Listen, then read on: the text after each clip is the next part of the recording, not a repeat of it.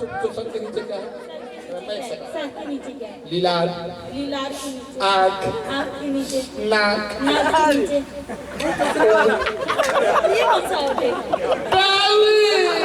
Darling पूछो पूछो पूछो। हाँ ठीक है। होठ के नीचे, ये दाढ़ी है, दाढ़ी के नीचे, गला है, गले के नीचे, सीना है, सीने के नीचे, दो छोटा छोटा थई है, सही के नीचे क्या है? पेट है, पेट के नीचे, और ढोली खाने वाला है, रोटी खाने के नीचे, बेल, पुष्पा, बता रहा हूँ, पुष्पा, बता रहा हूँ, उसके नीचे, उसके नीचे,